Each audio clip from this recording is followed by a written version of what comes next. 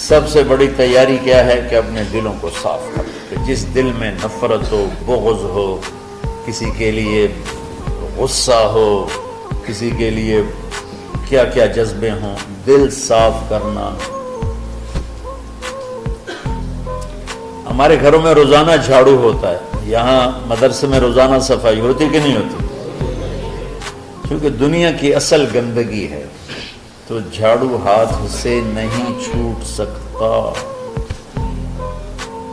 حرم شریف میں دیکھا کیسے چاروں طرف خدام پھر رہے ہوتے ہیں برش لے کر.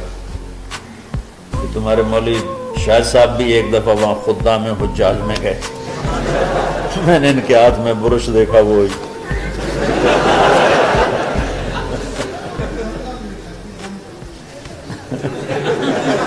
وہ حرم ہی ہے. کون سا سن تھا؟ 97. تو دل پہ غبار ایسے آتا ہے جیسے صحن میں غبار آتا ہے. دل پہ گندگی ایسے آتی ہے جیسے صحن میں آتی ہے. تو ہم نے نظام بنایا ہوا ہے، لوگ وہ کر رہے ہیں، وہ روزانہ جھاڑو دیتے ہیں. تمہارا دل ایک آنگن ہے، ایک صحن ہے، اس میں بغض، نفرت، حسد، پتہ نہیں کیا کیا گندگیاں آئیں گی اور آتی رہیں گی. بچوں ایک کام کرو، جھاڑو پکڑ لو، صاف.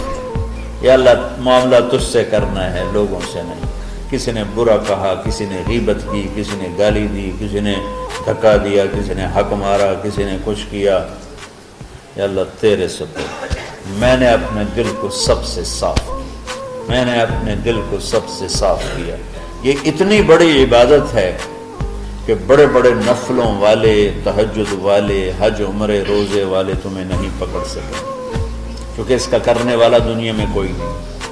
نفل پڑھنے والے تو بے شمار ہیں، عمرے کرنے والے بے شمار ہیں، علماء بے شمار ہیں، حاجی بے شمار ہیں، سخاوت کرنے والے بے شمار ہیں، لیکن اس ٹکڑے کو صاف کرنے والا لاکھوں میں ایک بھی نہیں.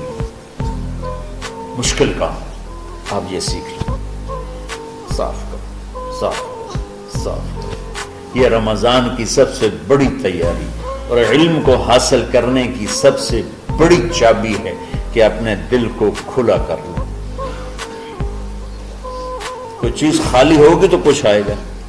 جس دل میں بغض بھرا ہو، نفرت بھری ہو، حسد بھرا ہو، کینہ بھرا ہو، اس میں خاک آئے گا. اس میں تو علم کی ایک کرن بھی نہیں آئے گی.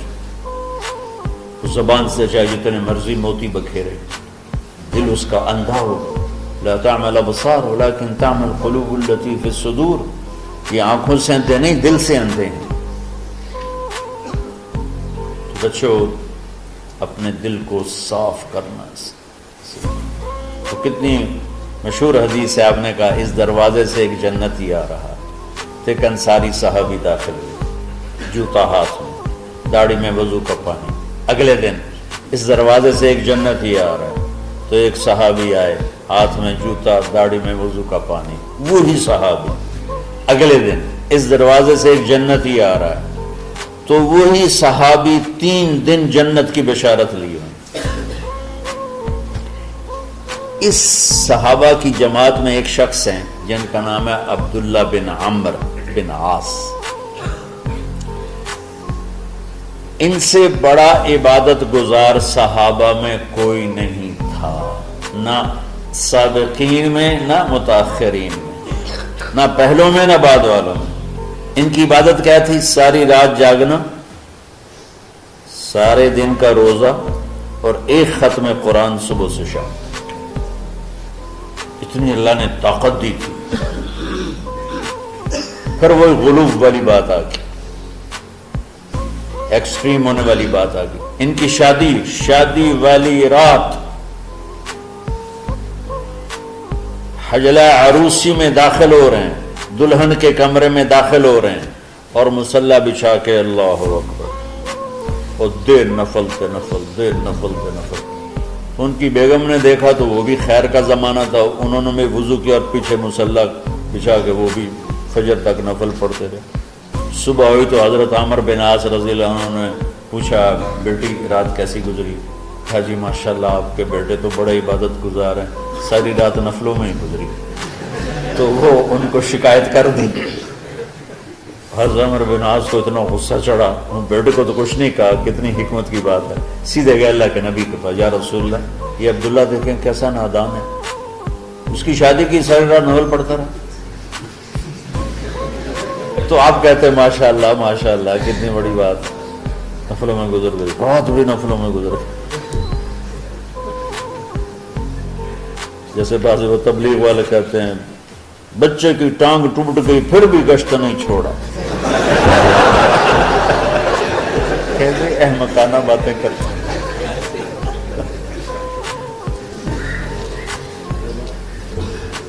تو آپ نے حضرت عبداللہ بن عمر کو بلا کے ڈانٹا کہ تو نے مہینے میں 3 دن روزے رکھنے، 10 نہیں رکھنے، اور ہفتے میں 1 قرآن ختم کرنا۔ کہا یا رسول اللہ میرے اندر طاقت زیادہ ہے۔ پھر اچھا 15 دن روزے رکھنے، کہنے میرے اندر طاقت زیادہ ہے۔ آپ اس کو تھوڑا تھوڑا کر کے گھٹاتے رہے، اور وہ ہر دفعہ نہیں یا رسول اللہ میرے اندر طاقت زیادہ ہے۔ تو آخر میں آپ نے کہا اچھا چلو 100 میں داؤدی پہ آ جاؤ، 1 دن روزہ رکھو، 1 دن افطار کرو، اور 3 دن سے پہلے قرآن ختم نہیں کرنا۔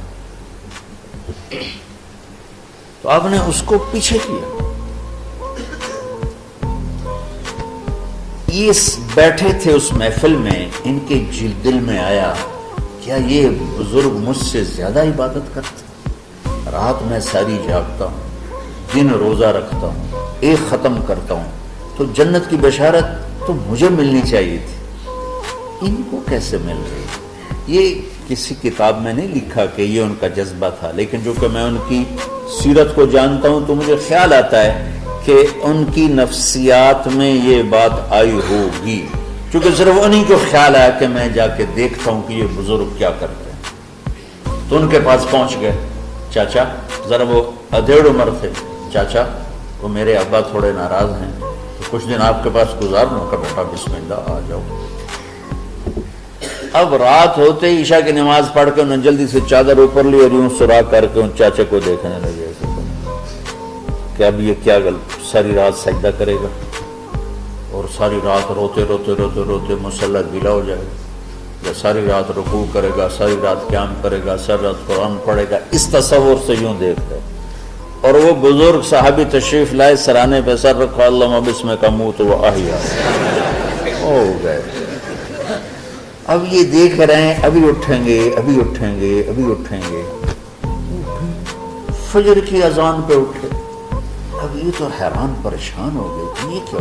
اس زمانے میں تو منافق تہجد نہیں چھوڑتے تھے ڈر کے مارے کہ پتہ نہ چل جائے ہمارے کفر کا۔ تو یہ چاچا جنت بھی لے گیا تو ستا بھی پیا کہ چلو کل دیکھوں گا۔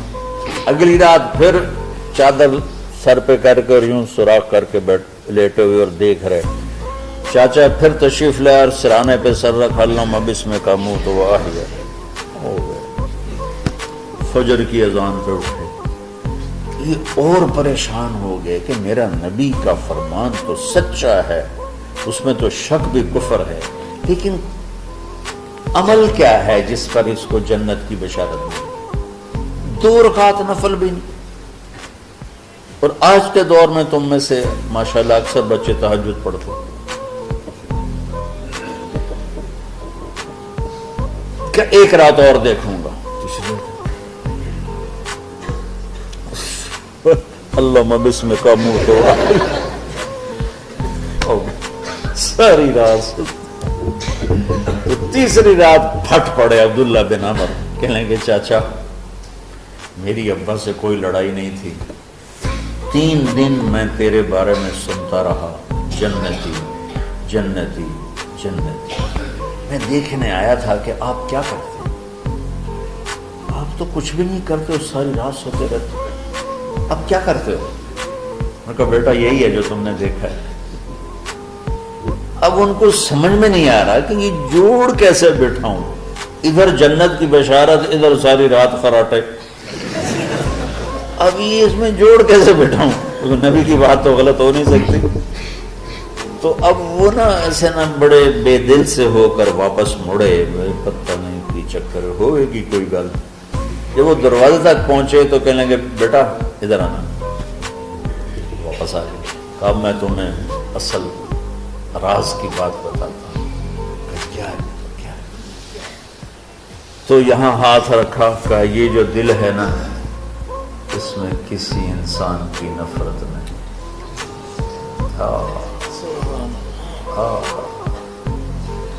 اور جب اللہ کسی کو رزق دیتا ہے، عزت دیتا ہے، مجھے کبھی حسد نہیں ہوا، مجھے خوشی ہوتی۔ تو عبداللہ بن عمر نے کہنا تھا ہاں یہ بات ہے، نہیں، ان کو ہاذا ہوا، اچھل کے کہنے لگے ہاذا ہوا، ہاں ہاں ہاں ہاں یہی ہے یہی ہے یہی ہے۔ پھر کہنے کہ چاچا پر یہ میرے بس کا نہیں ہے، کون کرے گا یہ؟ اتنے بڑے آدمی ہو کر کہہ رہے ہیں کہ یہ میرے بس کا۔ تو بچوں، دنیا میں جنتی بننا ہے اور علم اللہ سے لینا ہے تو اسے صاف کرو، سب کی نفرت سے۔ سب اس نے مجھے یہ کیوں کہا، اس نے مجھے یوں کیوں دیکھا، اس نے میرے بارے میں یوں کیوں کہا، اس نے میرے بارے میں یہ کیوں لکھا۔ جس کی تعریف ہوتی میری کتنی برائی ہوتی، صرف تعریف تو نہیں، بھرا پڑا سوشل میڈیا مجھے گالیاں دی۔ اللہ کے فضل سے میرے دل میں ایک ذرے کے برابر کبھی کوئی منفی جذبہ نہیں آیا، آئے تو میں دھو کے صاف کر دیتا ہوں۔ یا اللہ میں نے اپنے دل کو صاف کیا، میرا معاملہ تیرے ساتھ ہے، کسی کے ساتھ نہیں۔ یہ یاد، رمضان کی سب سے بڑی تیاری، علم کے حاصل کرنے کا سب سے بڑا ہتھیار آپ کو بس یہ نہیں کہ تمہیں کتابیں یاد ہو جائیں، تمہیں اشعار یاد ہو جائیں، میں کتابوں کا حافظ تھا جب میں پڑھتا تھا، اور دیوانوں کا حافظ تھا اشعار کا، تو کچھ بھی نہیں یاد رہا، چونکہ وہ پڑھائی والے راستے پر چلا نا، اللہ نے تبلیغ میں چلایا، پھر بیماریاں آ گئیں، مصروفیتیں آ گئیں، تو وہ مطالعہ ہی ختم ہو کے رہ گیا۔